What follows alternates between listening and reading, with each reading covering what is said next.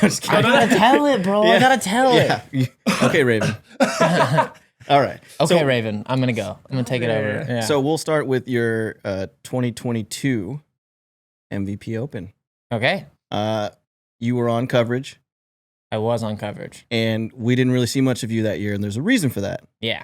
So let's start with that. Okay. So I got injured last year, and that was pretty rough. It was the end of the Pro Tour season for 2021, and so I had over 8 months of recovering to get all the way back to full power again. Which was really hard. What was the injury? So I had a UCL strain, tendonitis in my tricep, and I had to have an elbow adjustment because my bone had shifted out of place. So I had to do PRP injections, MRIs, EMG tests, and just try and figure out what was all going on, and then physical therapy rigorously to make sure that I could be back to throwing at full power again. And just getting back to full power doesn't mean I'm back to 100% capacity. So then I have to rest more. I can only do so many practice days. So I'd get to events and play 2 practice rounds, and that was it until the event started, and I just kind of had to go with it. And when I started the tour back, I started at 60%. I wasn't throwing anything harder than, I think I was capping at 65%.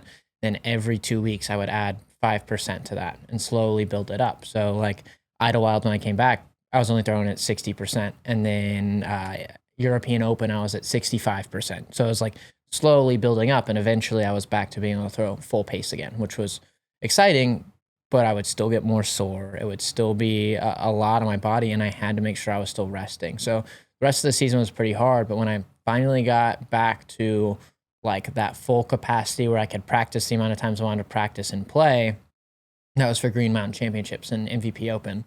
But those are playoff events, and I technically did not have the points to be able to play in the playoff events. So I had to go and sign up on the list to be able to try and play in the morning of like the Tuesday before the event or something like that, so I could just get into the tournament. And I was already there. Yeah. Because they'd have like 4 or 5 spots that would be open for each division. And then not enough people signed up for it, and it was a really bad day. So there's like, we're putting everyone in for the GMC. So I got in, got to play, averaged like 10:25, and I was like, okay, like I'm figuring out my disc again now that I'm throwing full power. But then I got to MVP Open, and I got in on the DGBT exemption. I found out like the night, or so you like, snuck in. I snuck in. You literally snuck in. I snuck in, and then 10 minutes later, you're like, this is my manufacturer. Yeah, I'm sneaking in on this one. Yeah, what was funny is like 10 minutes after I like got exempted, I was like, oh, cool, okay. And then they were like, all right, so we're going to put you on Jomez. And I was like, yes. Yeah, right. The guy who's not supposed to be here is going to be on Jomez. They're like, no, for real. I was like, oh, okay. And they're like, yeah, you're actually going to play with, Calvin and Chris and Ricky. And I was like, right, I'm going to look like an idiot. Yeah, holy cow. Yep. And then it was a really special time. And like, this is my girlfriend's family's property. I swear I have been there. We had been dating for at that point like a year and a couple months, and it was like really cool to get to have her there and caddy for me and get to stay on the property with the family and just like hang out. And it's like, it's a really like magical, wonderful place. So when we got to go and like play the round, I just felt so much more comfortable than I was expecting to feel on a covered card.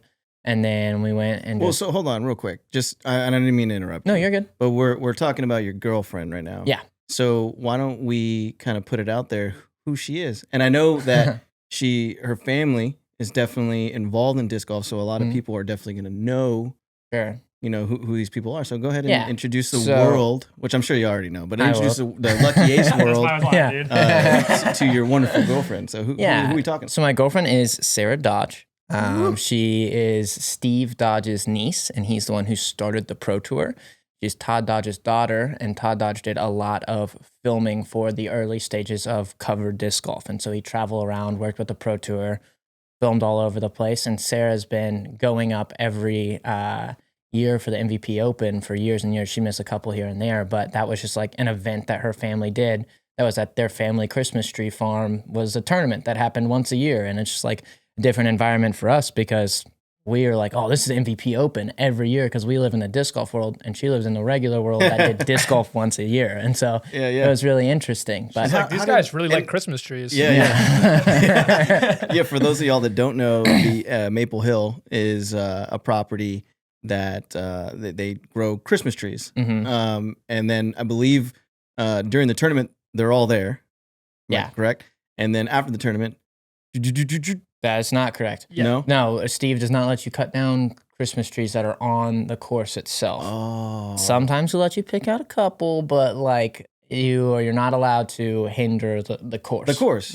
Sweet. Yeah. I did not know that. And there's different patches, I think, right? Where they have like a section where there's a bunch of Christmas trees, and then there's another section where these ones are a little bit older or maybe a little bit more mature. I guess so. I've never bought a Christmas tree there. So I honestly couldn't tell you, man. That's usually how they run those Christmas tree farms. I know they won't take out one of those stupid ones that's in the middle of the fairway that I don't like. I can tell you that.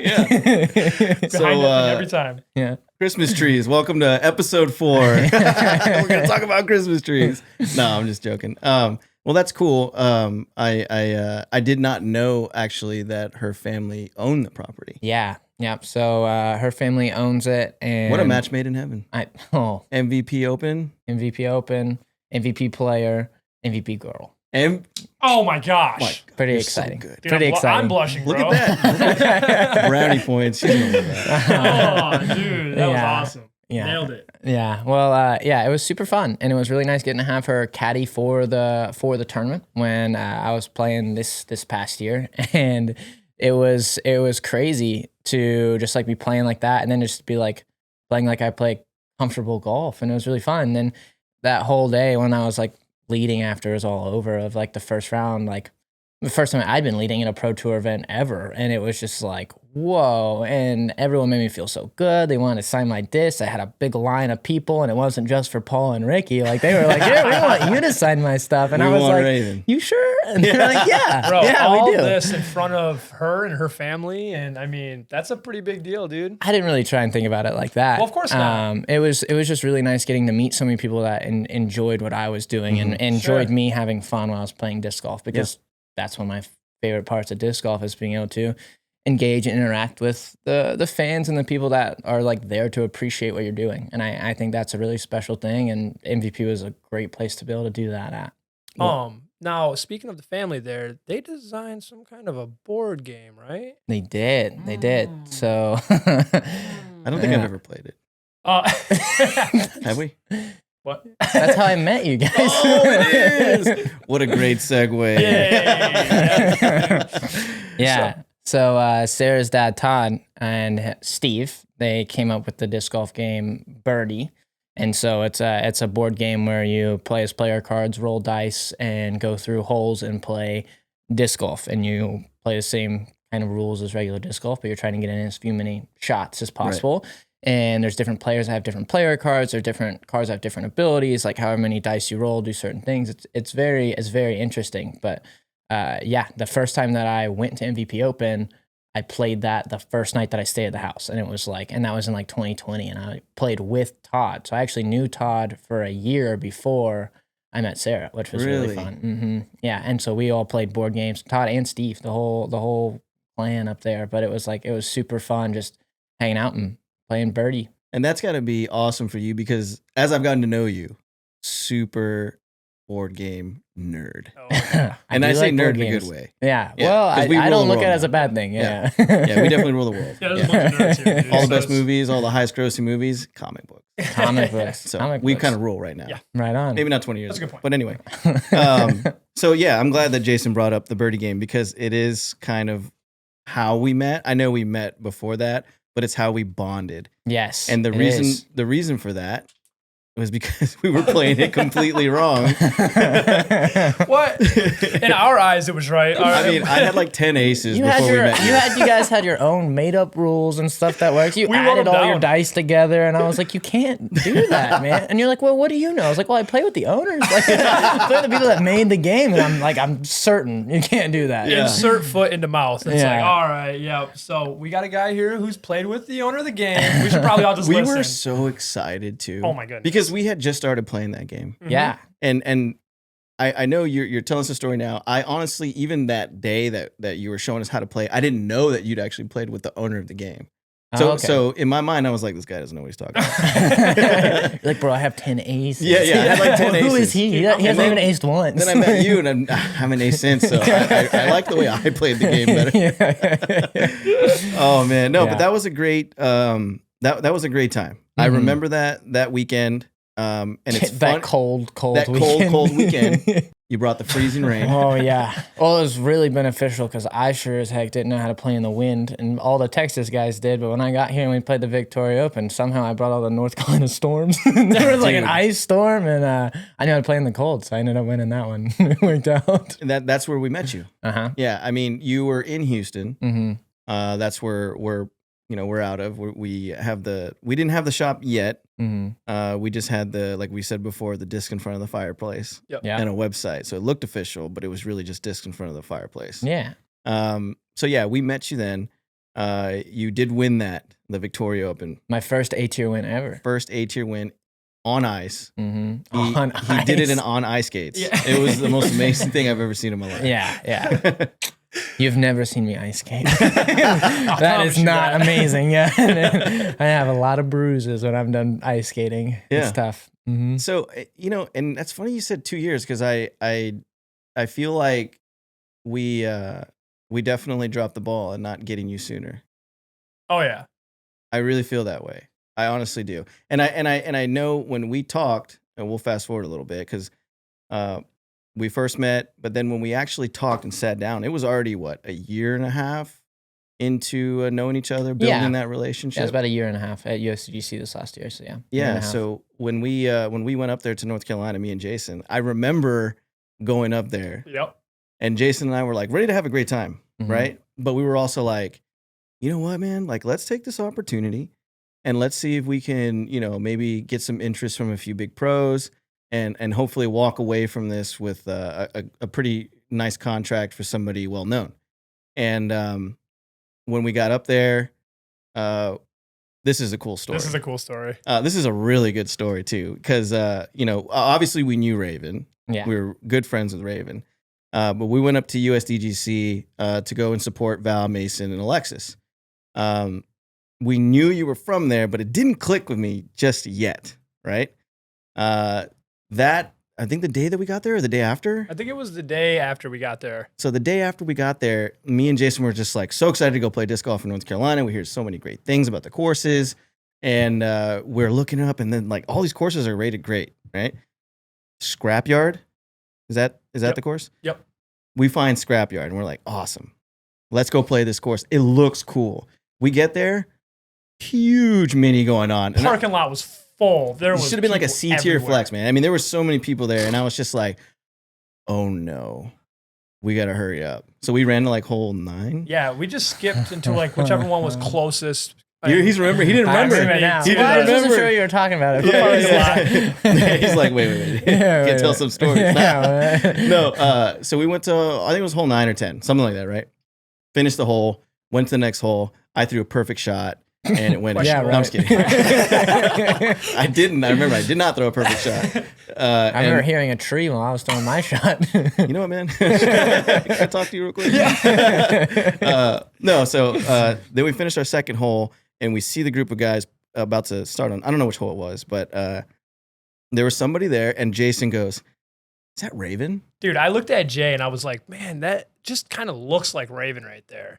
And he was like, what? And I was like, doesn't that kind of look like Raven right there? And he's like, yeah, no way, dude. He's like, yeah, no I was like, way, no, bro. there's no way. And then you said something, dude. And as soon as you started talking, I looked at Jay, I'm like, dude, that's Raven. Definitely Raven, bro. Very That's distinct voice. 100% Raven, Yeah. dude. Heck yeah. And I think you kind of noticed us like looking at you, and you were kind of like, oh boy, I was like, who are these clowns? Yeah. Someone's staring at me. And we kind of like doing this thing, and you're kind of like, not really. It's well, not that was registering. before I realized it's before I realized I was supposed to be wearing glasses, and I couldn't see anything. Yeah. It looked like that. It was tough, dude. Yeah. You were mean mugging us kind of, but just going like, yeah. and then I just hear the, hey boys. Yeah. Like, you do, that's your bro, thing. I forgot dude. your names. Yeah. Hey It's true. boys. That's what I do. And I was just like, what's up, Raven? So we went up and we ran into Raven at a mini at the scrapyard. Yeah. And honestly, it really was at that moment where we were like, we're idiots. Like, Yeah. why not go after Raven? Why haven't we even talked to Raven yet? Yeah, I mean, we've known him for over a year and a half now. We have this opportunity now. He's here. We didn't tell you this right when we met up with you because you're in the middle of mini. So I was doing my stuff. We said our hellos. Thing. Yeah. And then we saw you. We'll catch up later. Yeah, exactly. Mm-hmm. And what did we do after? We went to go eat breakfast. Yes, I was gonna say we planned out breakfast. Heck yeah. Great breakfast. Heck yeah, great breakfast. I forgot where it was. It was delicious. But we're not going to. We had a private room. We did have a private room. Special breakfast. Because we had like 10 people with us. Yeah. Yeah. It was a great time too. And at first they weren't going to give us the room. They like had us at like these 2 tables. It was weird. And I think Keith or someone spoke, or Anton spoke up and was like, hey, we're going to need something a little better than this. Give us the room. We need to take care of our players. We need to take, that was what he said. It was so funny. And they gave us a room. Yeah. They gave us a party room. They gave us a room. We got to chit chat with Raven a little bit. And then he also got to hang out with a little more Lucky Ace members with Val, Alexis, and Mason while they were up there too. I saw it. You saw it. They were all getting along, and I'm like, this is perfect. Raven. Oh, yeah. Raven definitely is like a great fit for this team. Yes. And we decided to go play. And you didn't know, but me and Jason were planning. Well, you guys also. We were already planning. Yeah, I was planning too. You guys bought some of my discs. Yes, we did. Yeah, we did. Yeah, we wanted to show you, and it's what we did with the other pros too. Like we wanted to show you that we really care and we really want to support you. Well, that's where this happened. Yeah, that was Hook hitting in. Yeah. Yeah. So we decided to go play Angry Beaver. Yeah, we did. Sweet course. Oh, and Raven's like, you want to play like there's an easier version of this.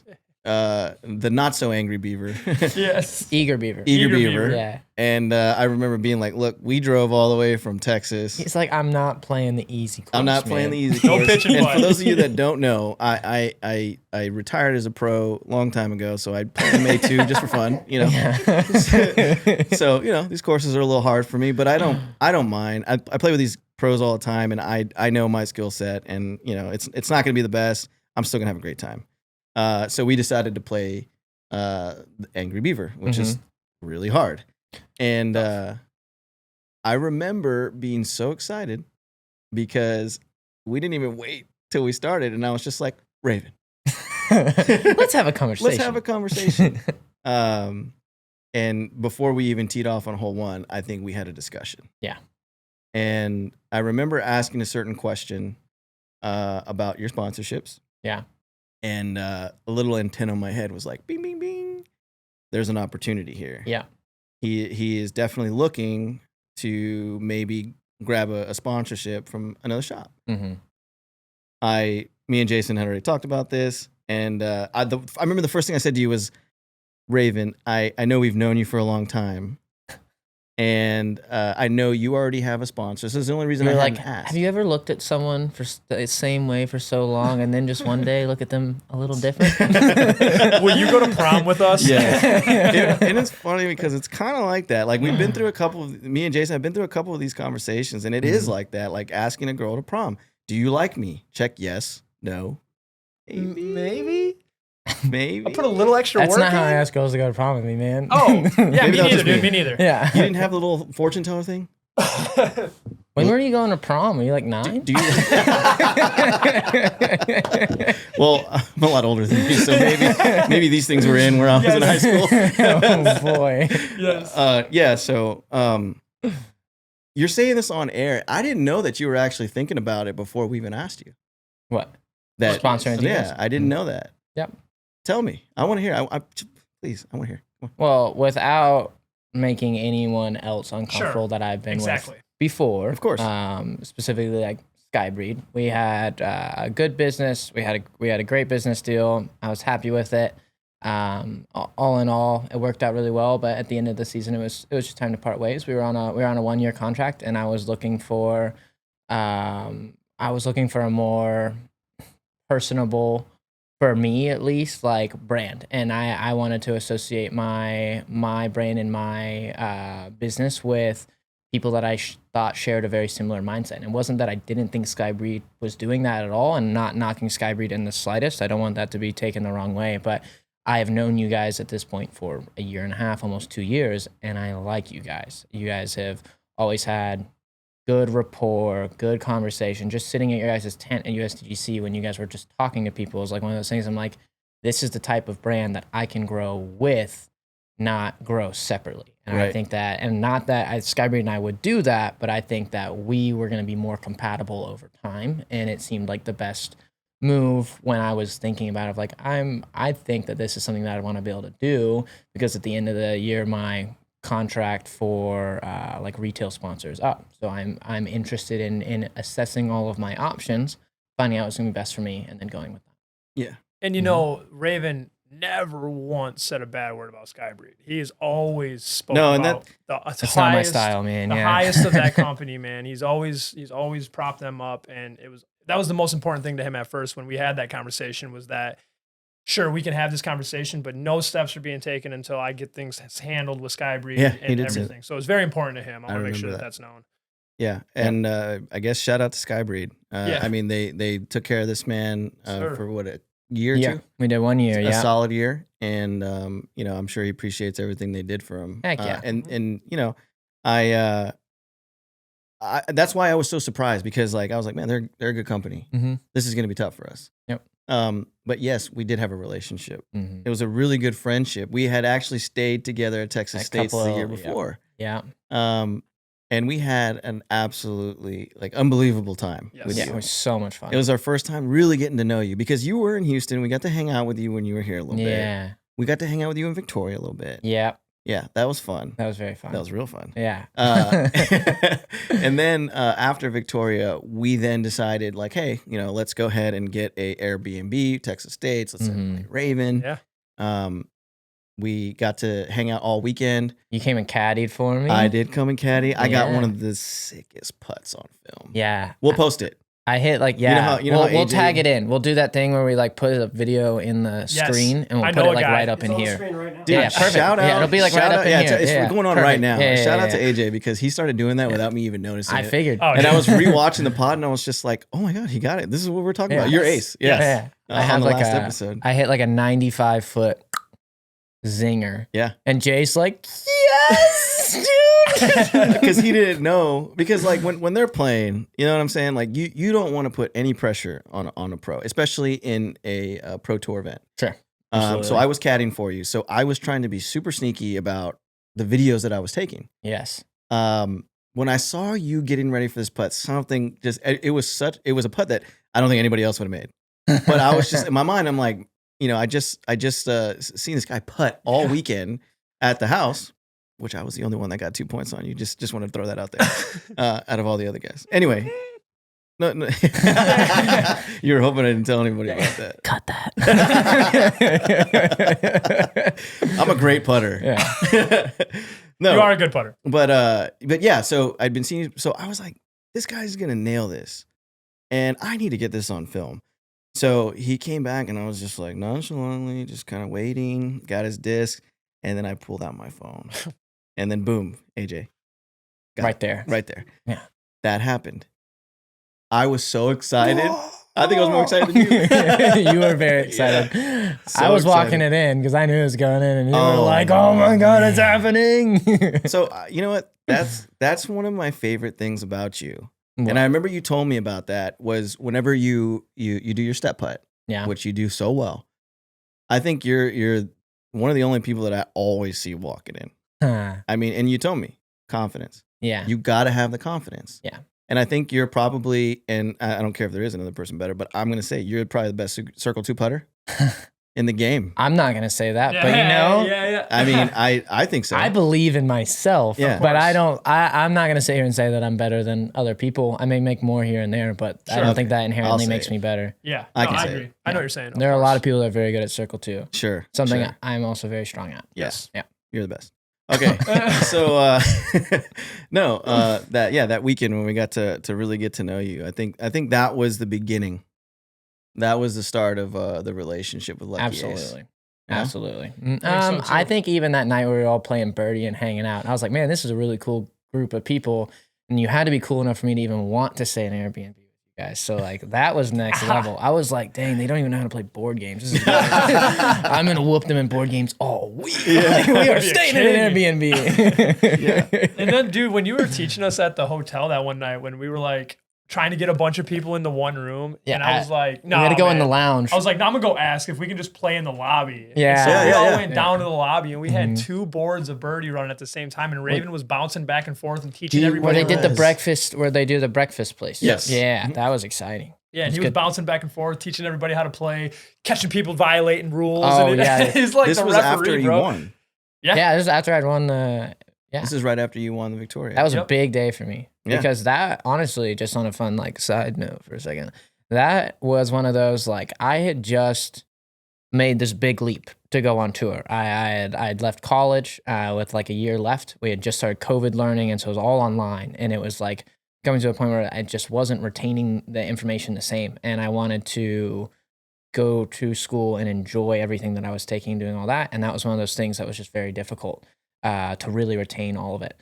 And MVP offered me a contract to go on tour. And I had been running lessons and winning tournaments, at least locally and all that. And I was like, I got to try this before I sit down in a desk job for the rest of my life. And I saved up some money and I was like, okay, I'm going to give it a shot and do the whole year. And if I suck, oh well. Then I can go back to college. And I tried. But I left for Texas. This is where I first met AP on Lucky Ace, but I came to Texas and I was like, I gotta learn how to putt in the wind before tour starts. Boy, was I unprepared for that. That's how I got those 2 points, by the way. Yeah. And so I started learning how to putt in the wind. I stayed with friends out here for like a month and a week or something like that. And then I drove to Vegas, and that was like a 27-hour drive or something like that, or 21-hour drive. And I was like, holy cow. So I got there, and before that, I went to Victoria, and I had been practicing. And it's it's like my third A tier I've ever played in or something like that. And I won. And it was like my first time really taking it all seriously, doing it. And I won by 1 stroke, hitting a putt in the last hole. And I was like, oh, snap. Yeah. I'm going to play disc golf this year. And then I got like, I may be wrong, but I think it was like 25th or 28th in Vegas, something like that. And I was like, okay, like this isn't so bad. And I was like, I think it was like a $440 something. And I was like, okay, cool. Like, like this is stuff to get by on. Like I can do that. Then I went to Waco and was on chase card for the final round. And I was like, oh my gosh. Yes. And I stayed, I stayed at a house where I slept in my tent outside by a cow pasture, and I would wake up to cows mooing every morning. Yeah, for Waco. I did not know this. I did. Believe me, and she's super nice. And I'm blanking on her name, and she always has disc golfers over, and she has like 3 baskets in her backyard, and she's so cool. And I cannot remember her name right now, but it'll come to me. Shout out to you. Yeah. And so I stayed there, and then when I finally made it onto, I was checking the scores, and I was like, oh my gosh, I just have to par 18 to get onto this on chase card for the final round. Oh my gosh. And I did it. And I was like, this is crazy.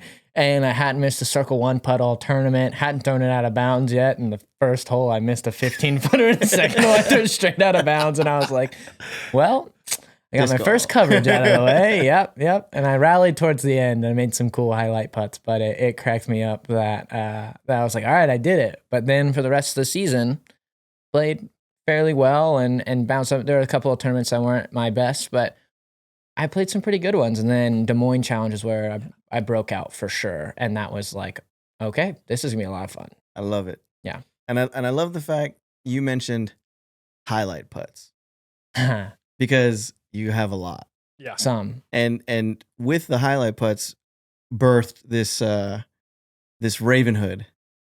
Yeah. So I'd like for you to share with the fans how that started.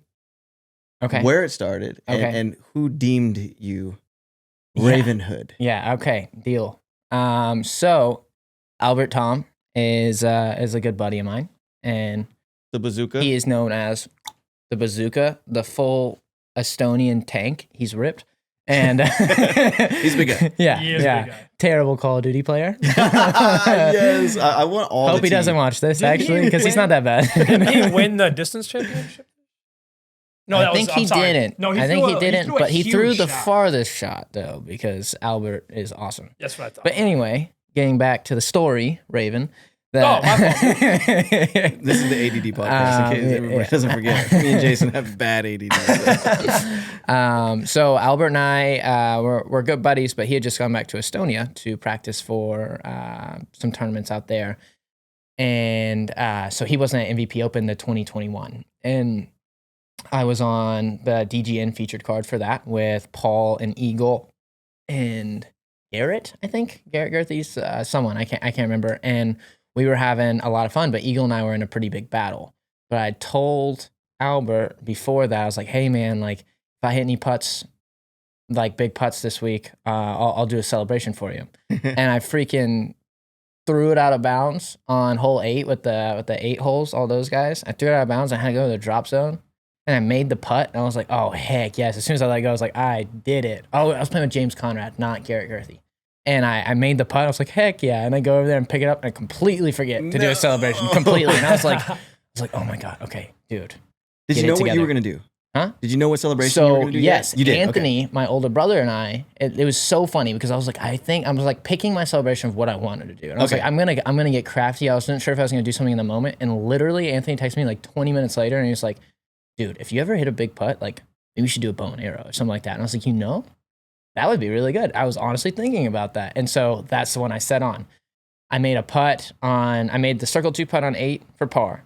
And then I made a circle 2 putt on 9 after a crazy scramble and cashed it straight at the water. And this was in 2021, not just 2022. And when I let it go, I was like, oh my God, I made it. And I did the babiest little dumb arrow ever. And I was like, oh, that's cool. Arrow.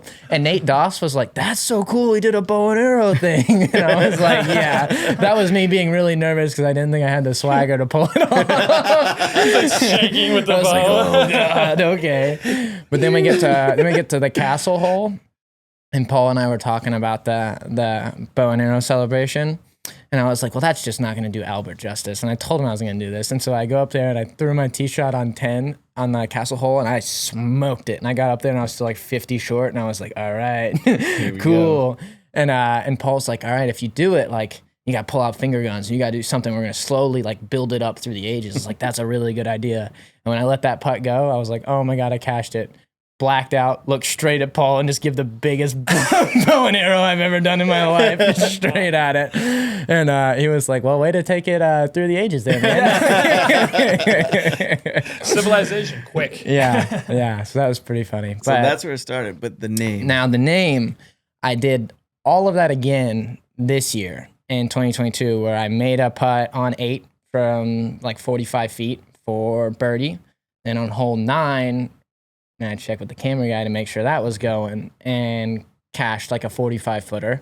And I did the bow and arrow. And then on hole 10, I was like, I'm going to do this bow and arrow again. And I landed in almost the exact same spot that I'd hit it the year before. And in my head, the whole time I was thinking like, man, you made one on 8 last year and this year. You made one on 9 this year and last year. Like, better make this putt. You can go turkey 3 for 3. And I was like, okay, don't mess it up. And I let it go. I was like, holy cow, I did it. And I just got so amped. I was like, yes! And just ran up there and I forgot to do the big old bow. And then, it was pretty exciting. So right now I'm trending. I did 3 2021, did 4 in a row 2022. Next year, I'm going to get 5 in a row. 8, 9, 10, 11, 12. Heard it here first. Well, we just found out Raven has ADD too because I asked him. Oh, yeah. Sorry. Yeah. So when I made the putt on 9, Germ and Yuli were very excited about the fact that I made the putt. And I'd asked Josh, really what I'd said to Josh was like, this would be pretty cool, right? And he was like, you better believe it. Germ took it as, you're checking to see if he's rolling? Oh my gosh. And that was on better coverage. Not miss. Yeah, on coverage. On Jomez. Yes. Whoa. A good one. Are you checking on the cameraman to see if you've got a good angle? Raven, what are you doing? Raven! With the quiver? Wow. Ravenhood?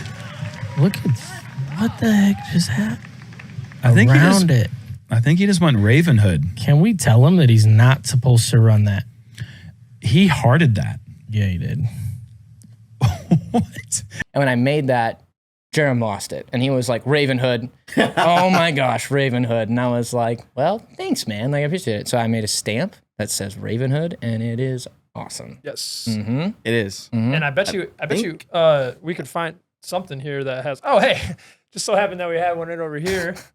We're thinking about maybe having you sign it, and then we'll do another giveaway. Oh, okay. Yeah, so that'd be cool. Dude. You can throw a signature. Sign it top on of air that. so that Yes. we know it's really you. Yes. It's me. Because Jason tried to do it one time, and I'm just kidding. You weren't gonna tell him, dude. I tried selling that one.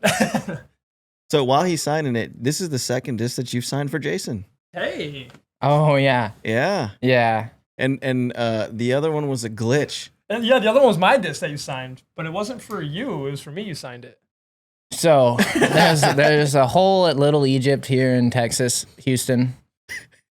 And I swear it's the easiest hole in the world because every time that I've played it, someo's aced it. 2 for 2. 2 for 2. 2 for 2. 2 for 2. Someone on my cards aced it. And But it Jason looks like did it with your disc. that's what hurt. Go get yourself a Ravenhood glitch love today. The honesty. I love the honesty. LuckyAce.com. Yeah. That was so perfect, funny, dude. Yeah, so I had to sign it. Jay was mad. I was mad. It was a whole Furious. ordeal. Oh, yeah. I had the CTP. I was Yeah. so mad. Oh, dude. yeah. I was parked.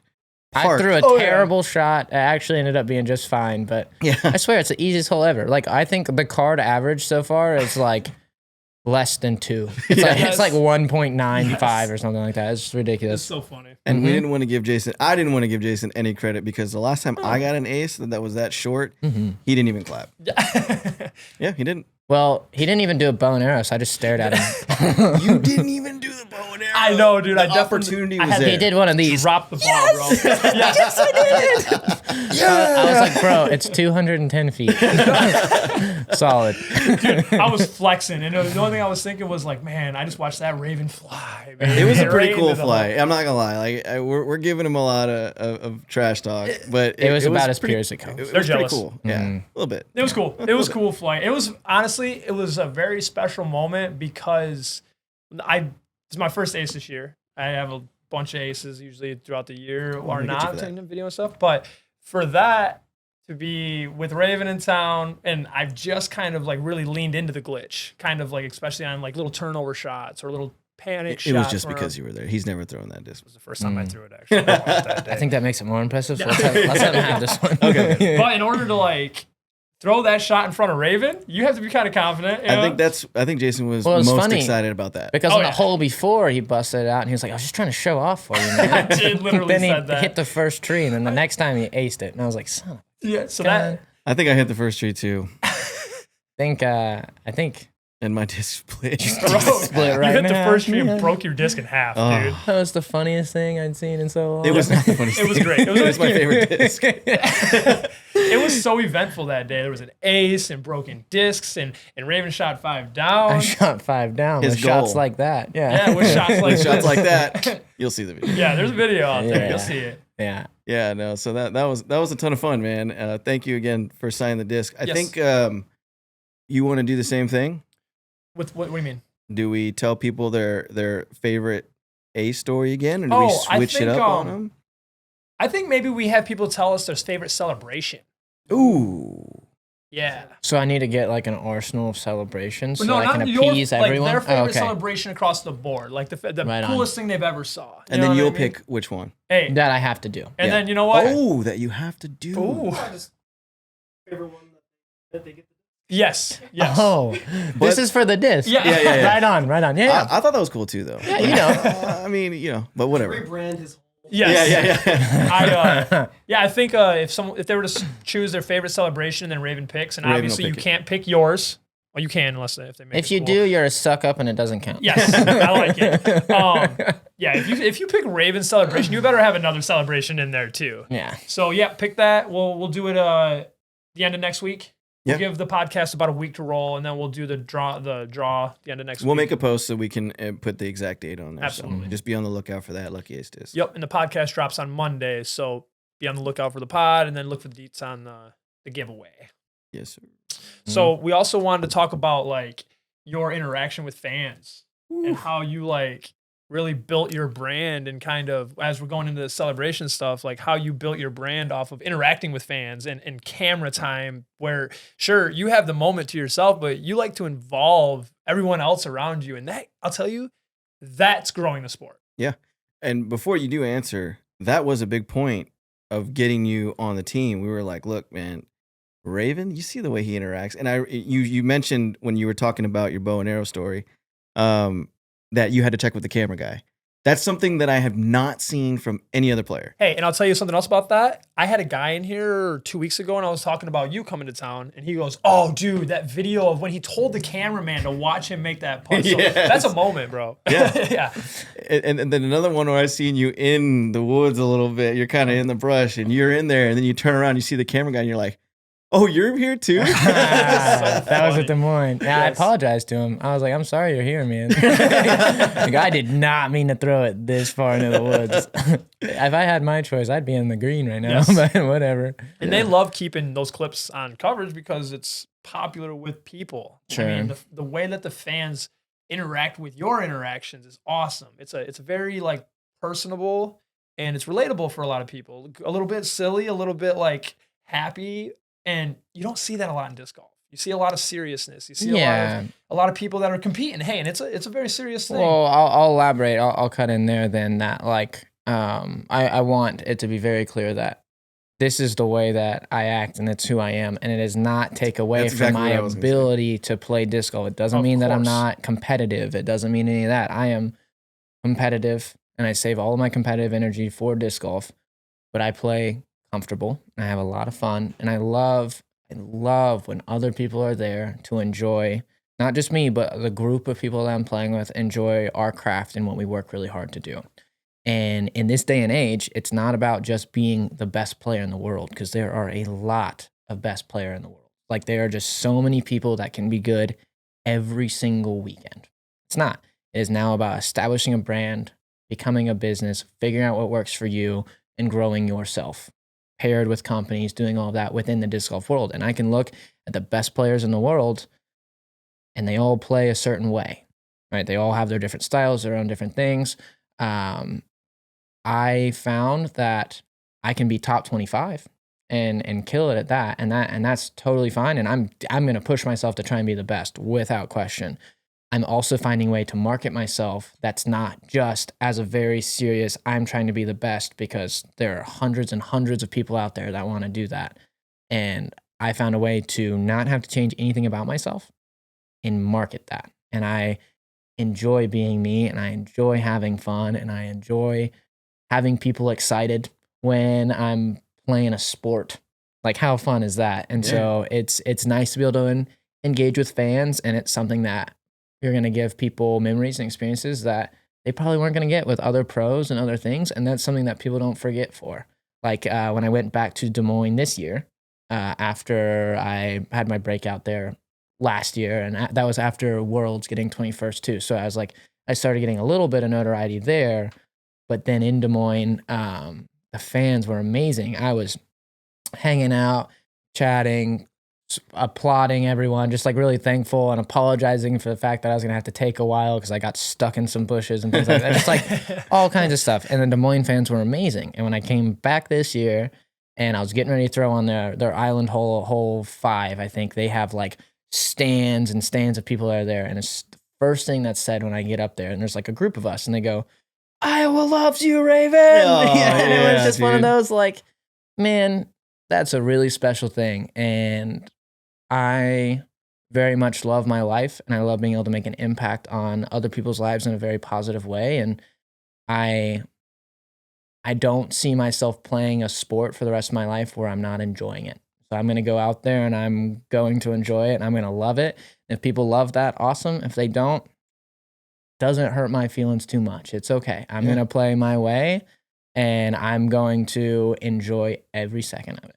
Your positivity shows. It shines through you. Like, you carry yourself with a certain standard and a certain level of like confidence that you and you're confident in Raven and your brand and yourself and the way you treat people and the way that you are like positive, like you speak on. and it's very infectious. When you're smiling, you're laughing, when you're cracking these jokes with the fans and even the cameraman and everybody else. Everybody else kind of wants to lean into that, and it kind of makes them kind of go, hey, you know what? Maybe I can lighten up a little bit and enjoy what I do on a daily basis. Or like, I don't have to take everything so seriously. Or maybe even when I'm on the course playing, I make a little joke or I crack that. And that it changes people's careers. It can, and I don't want to also be like, I don't want anyone to think that I think I'm playing disc golf better than other people because I play it a certain way. That's not the case. And it could be, I don't want to be misconstrued like that. It's just like, this is just how I play, and I don't want to step on anyone's toes. I never do, and if I ever feel like that's an issue, I am more than happy to talk about it with people and be like, hey, like I understand that I play differently than you. I'm going to continue playing my way, but I'm definitely like I'm happy to adjust or make things easier or whatever it is. But I don't think that I'm better because I play a certain way, and I don't want that to be the misconstruction of like I'm playing to win. Believe me, I want to win just as badly as everyone else does. I just may not outwardly express my frustration the same way because I'm going to have fun doing it. Of course. And that's what it's all about, man. Yeah. It really is. It's super cool. I don't want to win and not be having fun while I'm winning. I want fun. It all or I want nothing. You have fun. and that's like something that we love to preach to all our AMs and stuff like that. Like, have fun with this. This is disc golf. This is a great sport to play. And you're doing it for a living. You know what I mean? So you got to have Special fun thing, with it. man. You got to. And if I'm not mistaken, didn't you ask the fans one time, should I run it? Oh, yeah. There's been a couple. At MVP, I was like, how far do you guys think I am from the basket? And I was literally just pulling in people from the crowd. And they were like, 200. I was like, over-under bets on 240 feet. And people were just raising their hands and putting them down and stuff. And then I scrambled and got to like 45 feet, and I hit the putt, and I did my little baby bow and arrow. And I get 245 like a 50. I got 250. Yeah. But just stuff like that, man. Like, I love it. There have been plenty of times where I've been like, I'm not afraid because I know what I'm going to do most of the time, but just someone else is like, maybe you should do that. And if it goes really well, they're going to have a very positive experience. And if it doesn't go that well, I can look at them and smile and be like, well, it's your fault. and they're totally going to remember that too. Yep. That's on them. The way I see it, it's a win-win. So just like we're talking about you interacting with fans and how amazing you are at it. So what we wanted to do last week, we actually put out there that we would like for the fans to go ahead and put some questions in to ask you when you come on the podcast because they were super excited about you coming. Okay. So let's interact with fans. Your favorite thing to do. Cool. Jason's got some questions. Favorite thing to do. Right on. Oh, before we even go into that, there's one story that I want to go ahead and get into about fans that you showed me recently, and I thought it was the coolest and funniest thing I've seen in a while. There was a 4th of July tournament. Let's talk about interacting with fans. Raven shows up to this 4th of July tournament. Was it sanctioned? I doubt it. Yes. It was? It was a Silver Series. No wonder that you had Clash at the Canyons. Okay, so that's why you had water bottles in a beer belt holster? Yes. Am I right? A holster? And a ton of H2O. He also has a video of this, so right here. I'm getting too used to that, AJ. So let's talk about how you interacted with the fans there. We had a good time. We did. We did have a good time. Yeah. Okay. So I was scolded for this. Oh, and that's something we're not aware of, and that's okay. That's okay. But it wasn't a very negative thing. It was let's start pushing this a different direction. You're not supposed to throw water bottles at fans. What I was told, no, that was not it at all. It was the belt. It was the belt with the water bottles on it, and I was told that I shouldn't be doing things that could hinder my ability to play well. Hence, weighted belt when I'm throwing could take away from the focus of me actually throwing. And I totally got that. Message received. Did not think I was still going to be dealing with repercussions this late on in my life, but it was a great Instagram reel, and it was one shot, and I threw a bunch of water bottles at fans afterwards, and it was very fun. It was very fun. Coincidentally, I did not shoot the best round. But that was only coincidental. That was not by the fact that I was wearing a beer belt. Yeah, because if Water you bottle. killed it, It bro, was a hydration belt. And I Yes. need that to be very clear. yes. Not once has it ever been used for beer in other situations. There was water. You could see clearly It's he had clearly water bottles. And he was throwing in the fans and saying, I was. But stay hydrated. I did say stay It is hydrated. 4th of July. let's just put it And I this was- way, though. It was 100 timeout. It was 100 degrees. I'm furious. It was 100 degrees. Ezra Aderhold, good buddy of mine, was on the card, and it was 4th of July day. And so there was a bunch of people out, super excited. It was hot.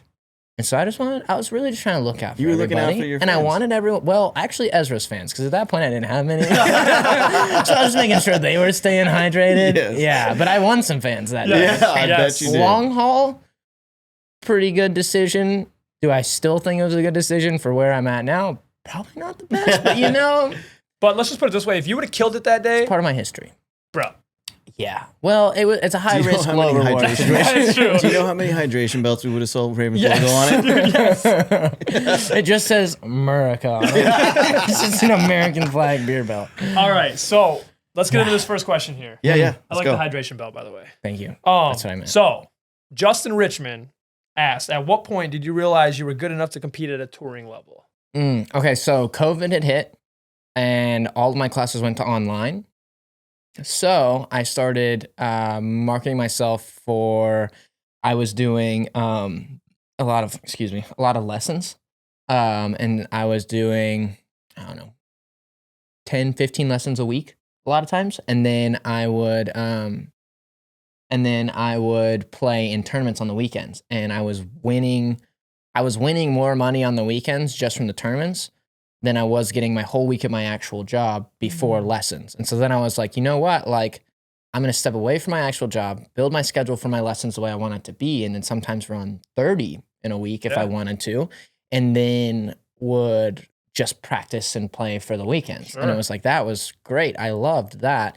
And when I went for it, I was making like almost $1,000 more dollars. Yeah. Heck, probably even $1,500 more dollars a month than I was at my regular job, because that was more time I could be spending practicing and teaching. And it was one of those like, okay. And like as a college student, a lot of dollars. Yeah. I was like, Hey, that's not a bad holy gig at all." cow, this is pretty nice.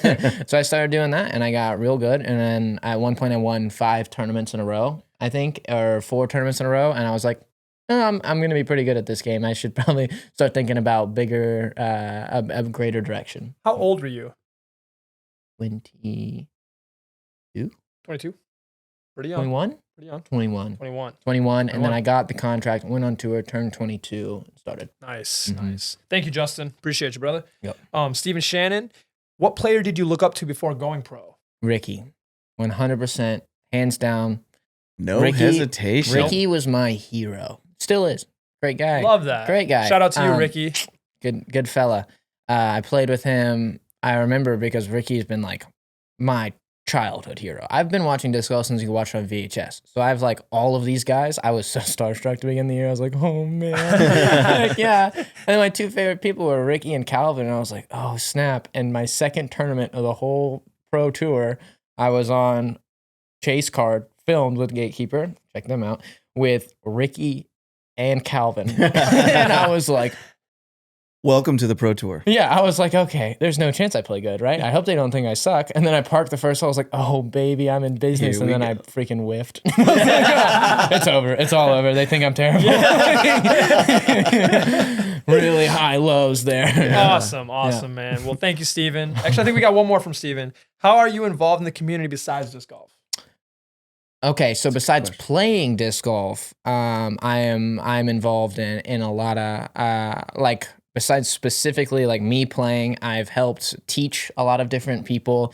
I introduced disc golf as a program that we taught at our school in my high school, and got like 100+ people That's so awesome. hooked, which I think like over time of school. Sure. I built a disc golf course on our high school property. But yeah, outside of that, I serve on a board for like directing an outdoor learning-based school, which Love it. is really cool. And yeah, and as much as I love to be able to get back to the community. You don't always have the most options to do it in the most time, but that's about immediately first comes to mind. A great answer, because you're exactly right. You're touring not all year, but a good chunk of the year you're in a van on the road. So, for you to be involved in the community all the time is hard. So for you to put any input into the community at all is huge, man. And I think exactly getting kids involved and getting into schools is so big with this sport, and getting the younger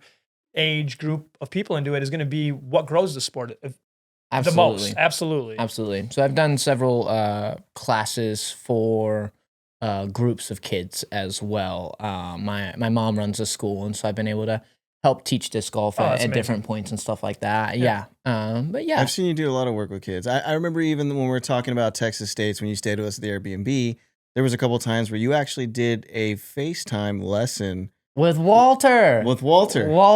Yeah. Yes. That's awesome, man. And I remember seeing that, and I was just like, man, that's really cool. I know you're working. You're at work. We're this weekend of work. You're out here, you're getting ready, you're in the middle of the event, and yet here you are doing a video lesson with a young man that I guess you're still helping him out, or you still have a relationship with. Super nice guy. Yeah. We haven't done lessons in a while because I've slowly moved off of that, especially once I started fixing and healing my injury. Sure. I was more focused on myself than I was everyone else inadvertently. But in other words, you made Walter too good. He didn't need my help anymore. That kid's going to be a world champion. Love it. Yeah. Yes. Love it. That's awesome, man. Yeah. Thank you, Steven, for those questions, brother. James Sterbritt, are you going to swap out the old Glow Pilots for the new Glow Pilots?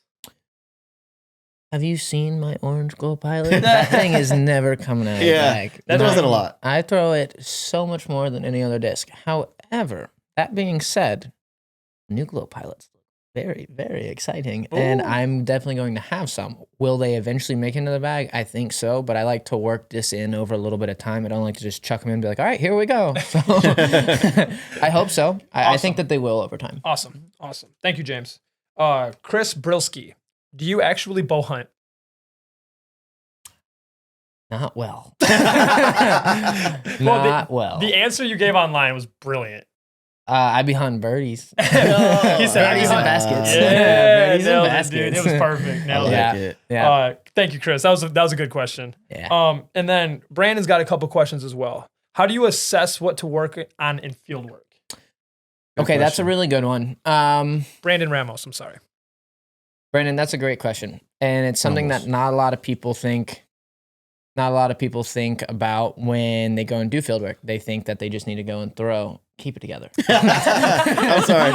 A little inside joke. Every time Jason tries to pronounce any Hispanic name or anything like that, I have to correct it. Ramos. Ramos. Mr. Ramos. Yeah. Brandon Ramos. Sorry, Brandon. We are totally botching your name right now, bro. I didn't. You, not one time. Neither did Jay. It's just you, man. Hey, come on, dude. Don't put me on this island. He's Canadian. People forget about that. Field work. Yeah, sorry. Yeah. ADD. So for doing field work, a lot of times you go and you just throw it. You throw it and you throw it and you throw it. I need to throw farther. And so you just go and throw farther. But a lot of people don't really think about the definite breakdown in what needs to happen. So the best thing that you can do to do that is take a slow-mo of yourself throwing. First, assess your results. If you feel like you're throwing backhands really well and you're hitting a distance mark that you feel comfortable hitting all the time, then you probably don't have to focus on backhands as much. You want to focus on things that aren't doing as well and eventually be able to heighten your game over time through the consistency. But if you feel like something is messing up and it's not working the right way, slow-mo yourself throwing and put it side by side, slow-moing someone else, someone that's not in a bad way, but better than you, throwing on form, specifically, the way that you want to be throwing. So if you envision yourself throwing like Simon, or you envision yourself throwing like Gavin, or Paul, or Albert. Raven. Sure. I'm sorry. If you envision yourself throwing like Mason Ford, we all want to throw like Mason. Let's be entirely honest. But you put yourself side by side to them and start from the ground up and look and make notes of what you're doing over here and what they're doing. And every difference difference that you have that you're doing wrong or that's different, make a note of it over and over and over and put a ticker and slowly go all the way up. Then when you go into the field and you practice, you set your phone down and you do a slow-mo and you go and you focus on all these things that you've just marked down. You go and you throw and you rewatch that slow-mo and see how many things on the ticker did I hit? How many did I not? But you throw 5 times and you see how many of those you hit all 5 times in a row. Not just once, because then you're like, oh, I fixed it. No, 5 times in a row, 5 shots, go through it, and then be like, all right, what am I hitting? And make this checklist and be like, I'm hitting this every time. I'm hitting this every time. This I'm hitting 3 out of 5 times. I need to focus on this more while still getting these over and over and over and slowly build it for yourself.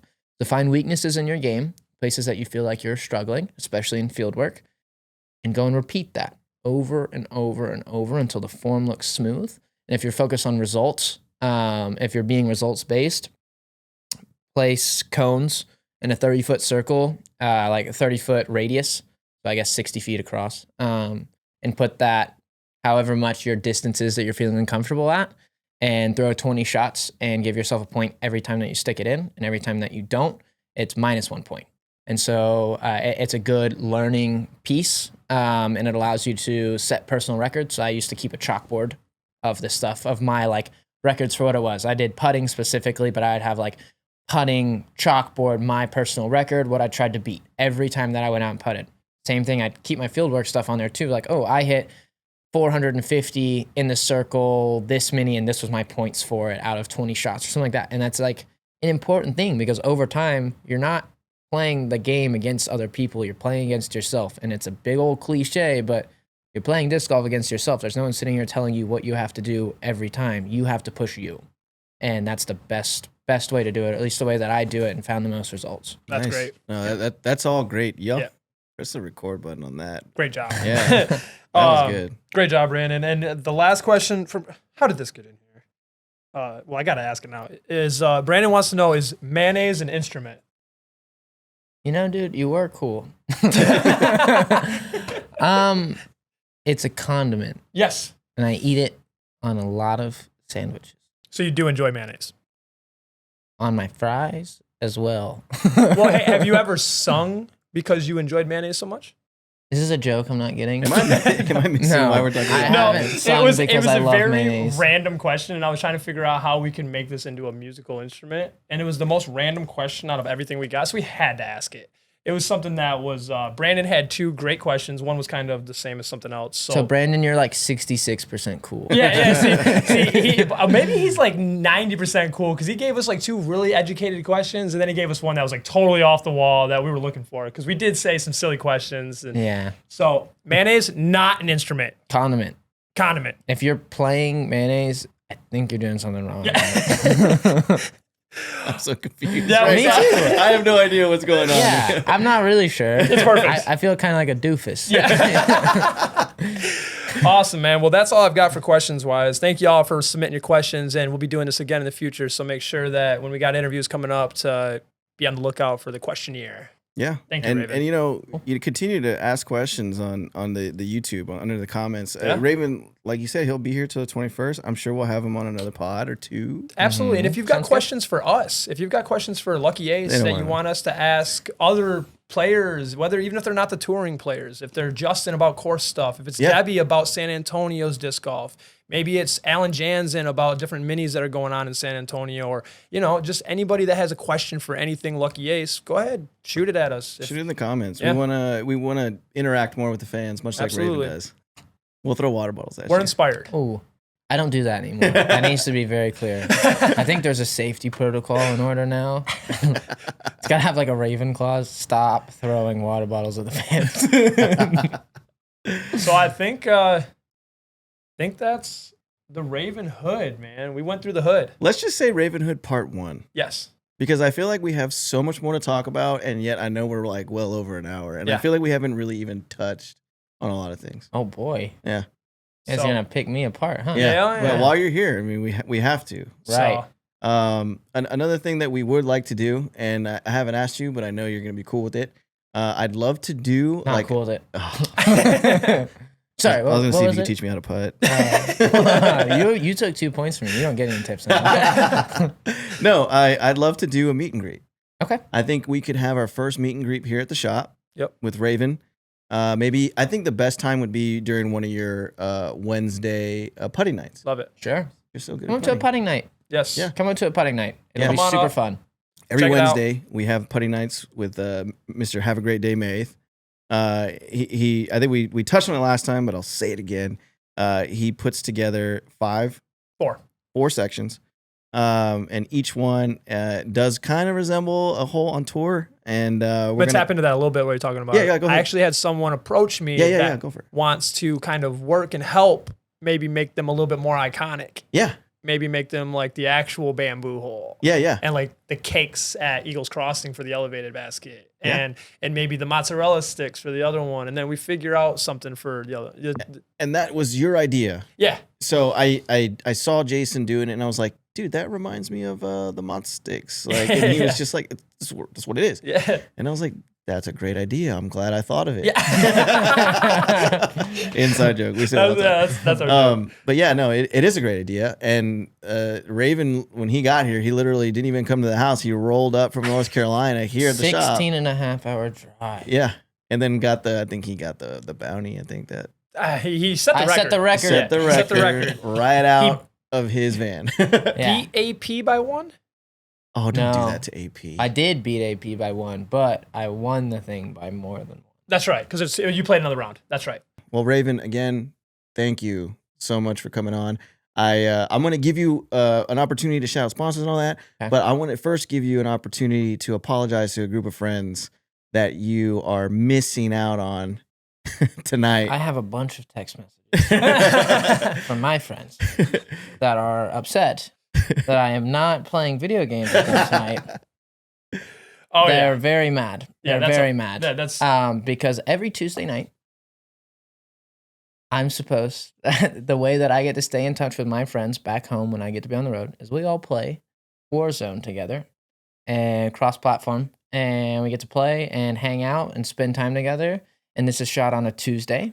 It's released on Mondays, but it's shot on a Tuesday, and that's the night. We play 9 to 11 every single Eastern time. week. Eastern, which is 8 to 10 here. Big mistake. Let me tell it's you. 8:50. Yeah. Yeah, by the time I get back, there'll be like 20 minutes left in our play. Yeah. So, And they are going to be mad. Yeah. So I will- I'm officially saying I'm sorry. and I'm officially saying thank you. yes. We really appreciate you giving us this time with your friend, Raven Newsom. That No. sounded really good when I did. I know. I was like really Raven impressed. Newsom. I was like, wow. Yeah. I kind of liked it. Nailed it. Nailed it. So yeah, we'll give you this opportunity to go ahead and shout out to anybody you'd like to shout out to. Okay. Sponsors. Yeah.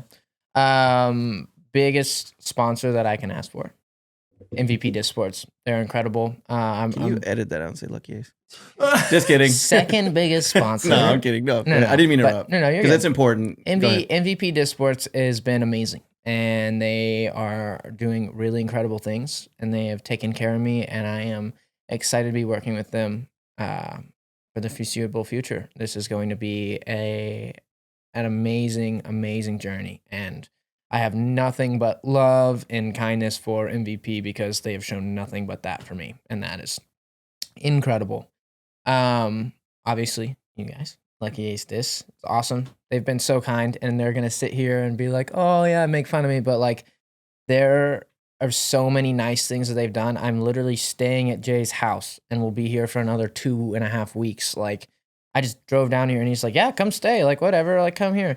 We like hang out, and like I get to just be immersed in this group of friends, and it's like, I don't know, like when you're on tour and you're getting to do all this stuff, like it's fun to get to go and play, but you also miss being able to spend time with like friends and people, and like you have to make new friends, but like the people that I care most about and have built my longest relationships with are back home. So it's nice to be able to have like a different social circle to be able to hang out in and feel like kind of one of the guys in that sense. And I think that's a really nice thing, and they do a really good job of that here. So that's really awesome. I just got a new sponsor, Chains or Die, and we're going to have our official release here in a little bit, but this will be a fun little sneak peek.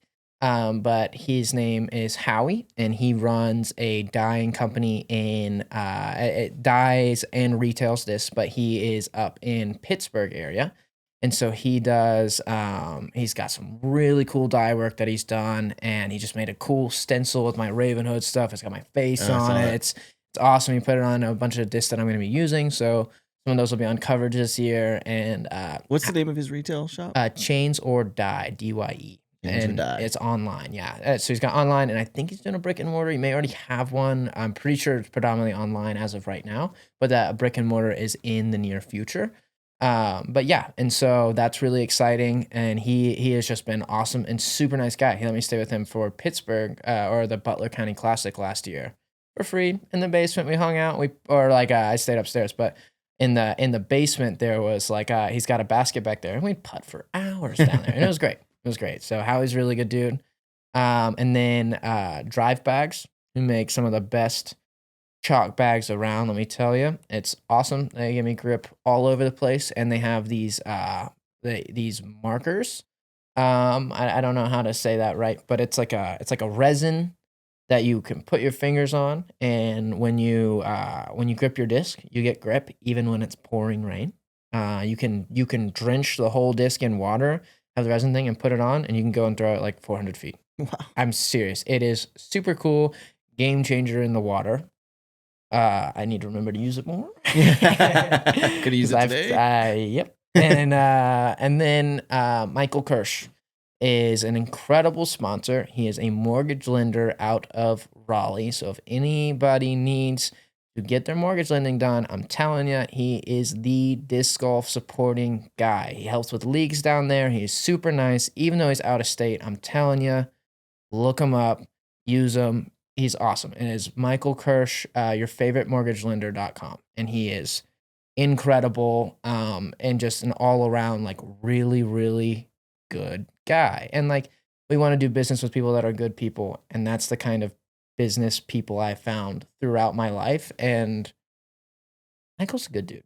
So if you have any mortgage lending you need to do, check him out. He's awesome, and his the link to his website is on my Instagram at Raven Newsom, and you can also just look it up on Google if you look up favoritemortgagelender.com. Nice, man. That's super cool. You have a disc golf sponsor that is not a disc golf company. Right. That's something we see more of. Yeah, super so cool. Awesome, man. Mm-hmm. That is super awesome. I said it before, but thanks again for coming. Absolutely. You had to come because you're staying with me. Yeah. No, I really didn't have many other options. I actually had to drive you. Yeah. Yeah. I really appreciate it, man. It's so cool to bring you down. I was really excited when you said you were coming, because I was looking forward to this. Yeah. Being able to sit down and kind of show our fans how we interact. A little background story on how we pick our players, because I think that's the number one question that Lucky Ace gets in their emails and when they reach out to me and Jason. How do I get on the team? Yeah. And again, like I said last time, unfortunately, I don't know. Yeah. It just kind of happens. It's a genuine thing. We just built a relationship. We saw an opportunity to partner with a great person like Raven. And, the rest is just, history. Yep. So I applaud you for just being such a cool dude. So great with our fans. And we look forward to you interacting with our Houston people. And then I'm going to be taking them to San Antonio too. So for everybody over there, Debbie at the Zip, we're going to bring Raven. He'll get to meet. We'll have a bunch of his stuff. So I also would like to let y'all know that if you like the hat that I am wearing, you are going to be seeing it on luckyace.com. luckyace.com. Also here at the shop in Conroe and at the Zip. So make sure to check it out. Again, if you haven't already, like and subscribe to our YouTube channel. It's Lucky Ace TV. Also like our Instagram and Facebook at Lucky Ace Discs. This podcast will be on Lucky Ace TV and then all streaming platforms, thanks to my man AJ. So thanks. Jason, you have anything else you want to? You know what? Have a great day. God, did it again. It just physically hurts.